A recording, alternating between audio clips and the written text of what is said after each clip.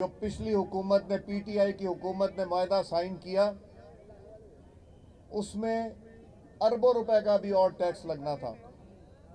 उसमें बिजली, gas, petrol, हर चीज़ बढ़नी थी। कुछ मेहनत की, कुछ मुज़ाकरात किए और उनको कम कराया, मगर जो मायदा एक दफ़ा साइन हो जाए वो हुकूमत पाकिस्तान का होता है, किसी फ़र्द का नहीं। और जिस फ़र्द ने वो साइन करवाया उसने पाकिस्तान से खैर ख्वाही नहीं की, उसने पाकिस्तान को जकड़ के रख दिया महंगाई के तूफ़ान में। मगर आप भी जानते हैं कि पौने 4 साल पाकिस्तान में क्या काम हुआ और क्या नहीं हुआ। मुझे एक सड़क बता दें, मुझे एक डैम बता दें, मुझे एक बिजली का घर बता दें, मुझे कोई एक एयरपोर्ट बता दें, सिवाय बातें करने के और वो फीते काटने के जो मोहम्मद नवाज शरीफ साहब काम शुरू करके गए थे, उसके अलावा कोई भी एक नया मंसूबा नहीं बना। मगर कहते हैं बड़ा बोल नहीं बोलना चाहिए, और मैं भी कहता हूं कि बड़ा बोल तो कभी नहीं बोलना चाहिए। अल्लाह ताला से डरना चाहिए। वो लोग जो कहते थे कि जेल भरेंगे, वो लोग जो कहते थे कि हम पाकिस्तान के सारे जेल भर देंगे, खैबर पख्तूनख्वा में एक आदमी ने सेल्फी लेने के लिए जेल की वैन तक आए और भाग गए। और जो चंद लोग जिन्होंने गिरफ्तारी दी, किसी को बवासीर का मसला हो गया, किसी को दवाई की ज़रूरत पड़ गई, भूल गए जब राना सनाउल्लाह साहब के ऊपर हेरोइन डाली थी, और हेरोइन की सज़ा तो सज़ाए मौत है। और उस बहादुर आदमी ने जेल की सलाखों के पीछे भी कॉम्प्रोमाइज़ नहीं किया। और ये तो कहते हैं कि दवाई नहीं मिलती। राना सनाउल्लाह की आंखों की बीनाई जा रही थी, उनको 1 माह दवाई नहीं दी। नवाज शरीफ साहब के साथ जो सलूक किया किसी ने ढका छुपा नहीं। मरियम बीबी के साथ जो सलूक किया सबको पता है। साद रफीक साहब को 2 साल तकरीबन पाबंद सलासल रखा, वहां तो कोई किसी का आंसू भी नहीं टपका, और किसी ने यह भी नहीं कहा कि मुझे दवाई चाहिए, जो कि नहीं दी गई। ऐसी बहादुरी कहाँ की। मैं कहता हूं बड़ा बोल नहीं बोलना चाहिए। इंसान वो बात करे जो अगर दूसरे के लिए करे, ये सोच के कि कल अगर मुझ पे पड़ जाए तो क्या हो। मुझसे पूछें तो मैं कहता हूं नैब, इमरान खान की नैब देखें। पहले 90 दिन के लिए पकड़ते थे, बंद करते थे, फिर कहते थे अगली बात करेंगे। क्या एक भी हमने नैब में किसी को पकड़ा? इसलिए कि जब ताकत में इंसान आ जाए और अपनी ताकत को इस्तेमाल करके ज्यादती करे तो अल्लाह ताला की पकड़ हो जाती है। ना किसी को जेल में डाला। नैब का अपना कानून है, वो अपना कानून देखेगी कि किसको डालना है, किसको नहीं डालना। मैं तो शेख रशीद साहब पे हैरान हूं।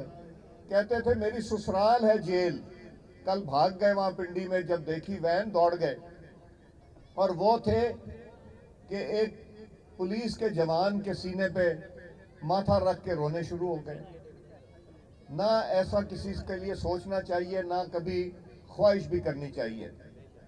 जिस जगह इमरान ने पाकिस्तान को लाके खड़ा कर दिया, ये कम से कम 4-5 साल चाहिए उस जगह लाने के जिस जगह 2018 में नवाज शरीफ साहब की मुस्लिम लीग की हुकूमत छोड़ के गई। हम आला अदलिया से भी तवक्को रखते हैं, जब उंगलियां उठनी शुरू हो जाएं तो मुअज़्ज़ज़ माशरे में जज साहिबान भी अपने आप को अलहदा कर लेते हैं। हमारे आला अदलिया में बाकिरदार, बाउसूल जज साहिबान भी हैं, मगर ऐसे जज साहिबान भी हैं جن کو سوچنا چاہیے کہ جب ان پہ تنقید ہونی شروع ہو گئی تو ان کو یہ سوچنا چاہیے کہ اس کی وجوہات کیا ہیں، اور انصاف نہ صرف ملنا چاہیے بلکہ نظر بھی آنا چاہیے انصاف ملتے ہوئے۔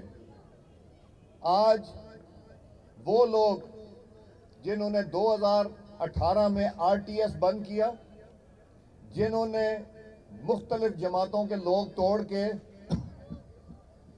اور PTI میں شمولیت کرائی، آج وہ بھی سوچتے ہوں گے کہ ہم نے پاکستان کے ساتھ کیا ظلم کیا اور پاکستان کو کس مشکل میں لا کے کھڑا ہوا۔ اس لیے کہ جب وہ گھر جاتے ہوں گے، سوتے ہوں گے، لیٹتے ہوں گے، سوچتے ضرور ہوں گے کہ اس گناہ میں ان کا کتنا بڑا ہاتھ ہے۔ وہ جنہوں نے یہ کیا، آج اللہ تعالیٰ سے معافی مانگیں، کیونکہ جو نقصان ہوا پاکستان کا وہ اتنا زیادہ نقصان ہو گیا جتنا شاید ہم توقع بھی نہیں رکھتے تھے۔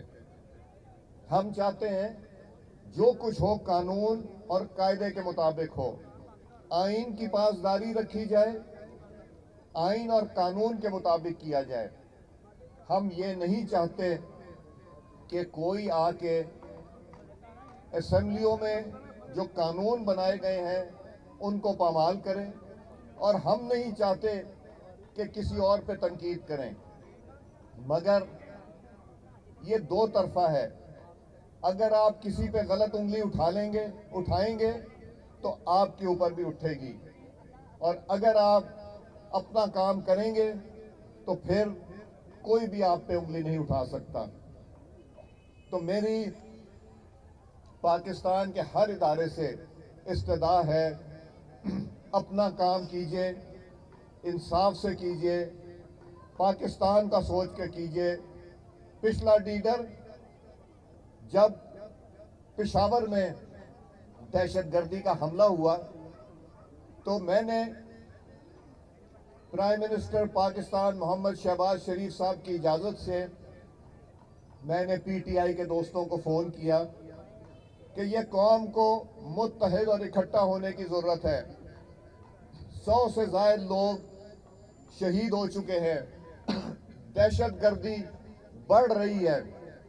پشاور میں آئیں، بیٹھیں، بات کریں تاکہ پاکستان متحد نظر آئے۔ مجھ سے جن دوستوں نے بات کی PTI کے، انہوں نے کہا یہ تو بہت اچھا موقع ہے بیٹھنے کا، مگر جب انہوں نے اپنے لیڈر سے بات کی تو اس نے کہا میں نہیں بیٹھوں گا ان کے ساتھ۔